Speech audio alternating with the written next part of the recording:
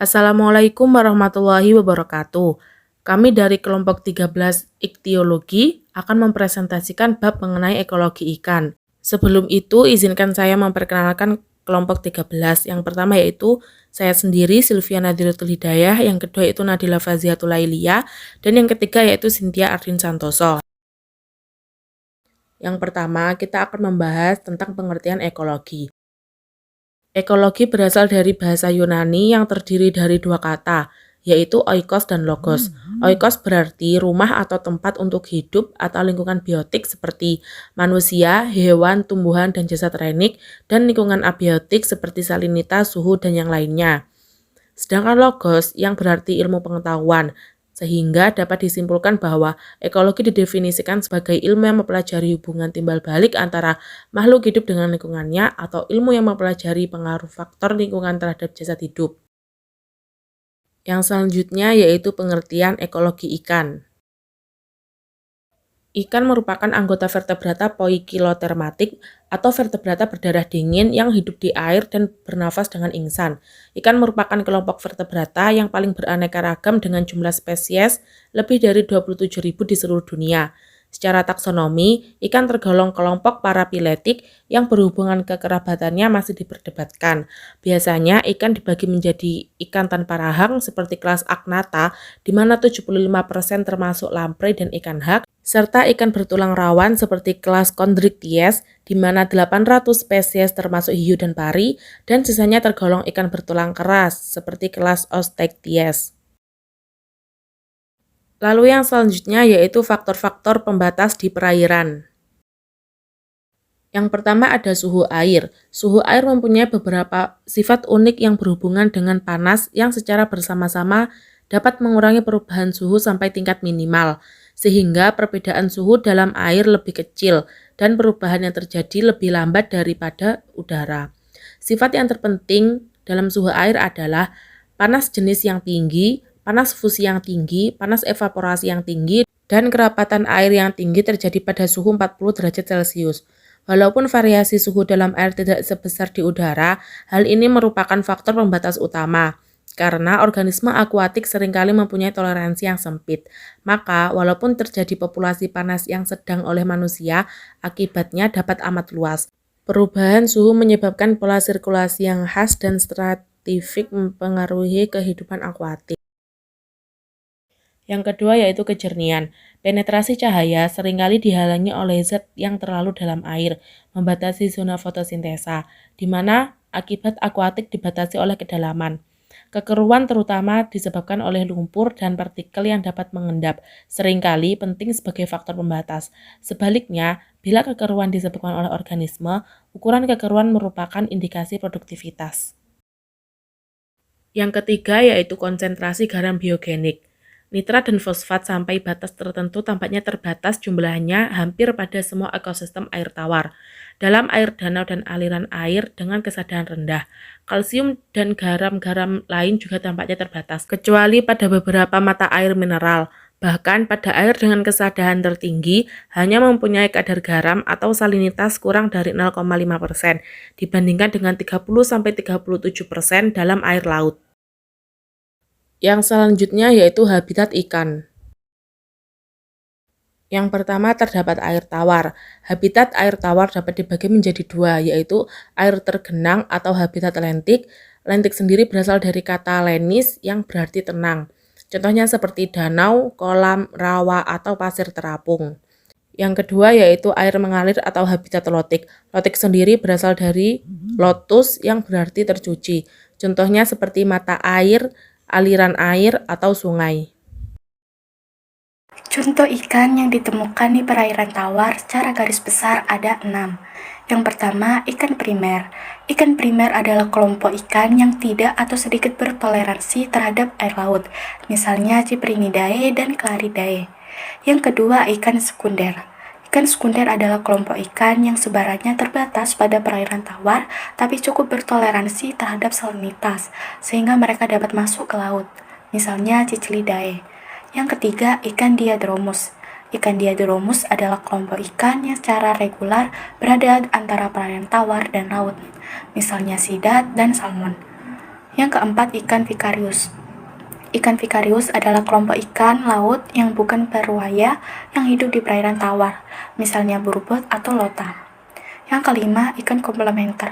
Ikan komplementer adalah kelompok ikan laut beruaya yang mendominasi habitat tawar bila tidak ada ikan primer dan sekunder, misalnya belanak dan obi. Yang terakhir, ikan sporadis. Ikan sporadis adalah kelompok ikan yang kadangkala masuk ke perairan atau yang dapat hidup dan memijah di antara salah satu perairan, misalnya belanak.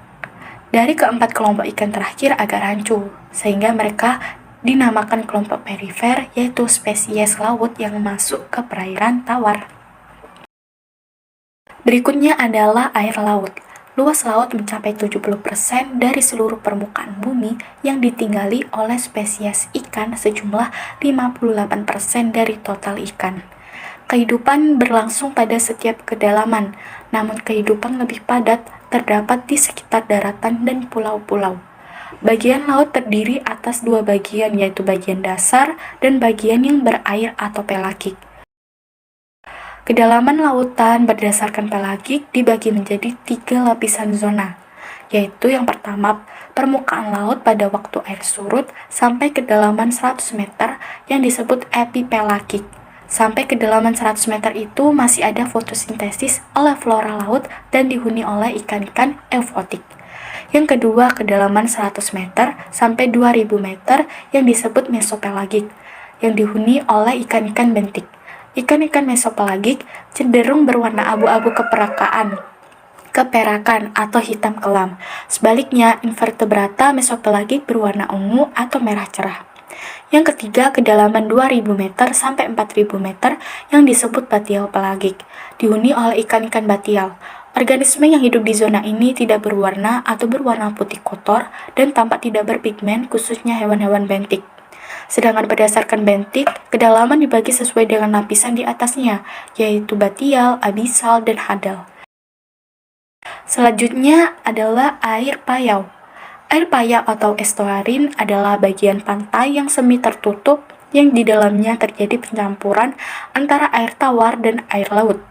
Estuarin itu terbentuk bila sungai mengalir masuk ke dalam laut, karena estuarin merupakan zona transisi antara dua macam lingkungan, yaitu lingkungan air tawar dan lingkungan laut. Klasifikasi ekologis organisme. Habitat air tawar merupakan perantara habitat laut dan habitat darat.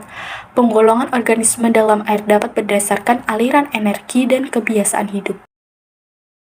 Yang pertama, berdasarkan aliran energi. Organisme dibagi menjadi 3, yaitu autotrof atau produsen seperti tanaman hijau dan mikroorganisme kemosintetik. Selanjutnya, pagotrop atau konsumen makro seperti herbivora, predator, dan parasit. Yang terakhir, saprotrop atau konsumen mikro atau pengurai, diklasifikasikan sesuai dengan bahan organik yang diuraikan. Klasifikasi ekologis organisme yang kedua yaitu berdasarkan kebiasaan hidup organisme yang dibedakan sebagai berikut, yaitu yang pertama, plankton, terdiri atas fitoplankton dan zooplankton.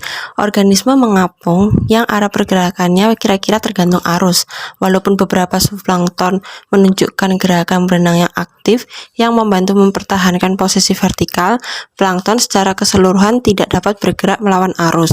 Yang kedua yaitu nekton, organisme yang dapat berenang dan bergerak dengan kemauan sendiri, misalnya ikan, amfibi, dan serangga air besar. Yang ketiga yaitu neuston, organisme yang mengapung atau berenang di permukaan air atau bertempat pada permukaan air, misalnya serangga air. Yang keempat yaitu perifiton, merupakan tumbuhan atau hewan yang melekat atau bergantung pada tumbuhan atau benda lain, misalnya seperti keong. Yang kelima yaitu bentos, hewan dan tumbuhan yang hidup di dasar atau hidup pada endapan. Bentos dapat sesil atau melekat atau bergerak bebas, yang terdiri dari yang pertama filter feeder, contohnya seperti kerang, dan yang kedua yaitu deposit feeder, contohnya seperti siput. Klasifikasi ekologis organisme yang ketiga yaitu berdasarkan habitat hidupnya. Yang pertama yaitu habitat lentik. Komunitas tumbuhan dan hewan tersebar di danau sesuai dengan kedalaman dan jaraknya dari tepi. Berdasarkan hal tersebut, danau dibagi menjadi 4 daerah, yaitu sebagai berikut. Yang pertama, daerah litoral. Daerah ini merupakan daerah dangkal. Cahaya matahari menembus dengan optimal. Air yang hangat berdekatan dengan tepi. Tumbuhannya merupakan tumbuhan air yang berakar dan daunnya ada yang mencuat ke atas permukaan air. Yang kedua yaitu daerah limnetik. Daerah ini merupakan daerah air bebas yang jauh dari tepi dan masih dapat ditembus sinar matahari. Disebut tingkat kompensasi yaitu daerah di mana fotosintesis seimbang dengan respirasi. Yang ketiga yaitu daerah profundal. Daerah ini merupakan daerah yang dalam, yaitu daerah afotik danau.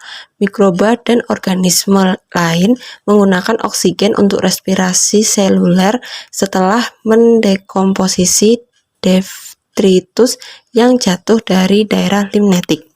Yang keempat yaitu daerah bentik. Daerah ini merupakan daerah dasar danau, tempat terdapatnya bentos dan sisa-sisa organisme mati. Yang kedua yaitu ada habitat lotika. Yang pertama yaitu ada zona arus deras, daerah dangkal dan kecepatan arus cukup tinggi, sehingga dasar perairan padat dan tidak ada endapan. Organisme yang hidup adalah bentos yang telah beradaptasi perifiton yang melekat kuat ikan yang dapat berenang kuat. Yang kedua yaitu zona arus lambat, daerah perairan yang dalam dan kecepatan arus sudah berkurang, sehingga terjadi proses pengendapan dan dasar perairan lunak. Organisme yang hidup yaitu plankton, nekton, penggali bentos di dasar endapan.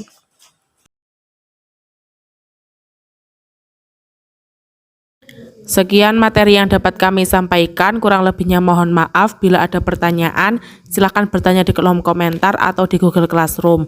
Terima kasih. Wassalamualaikum warahmatullahi wabarakatuh.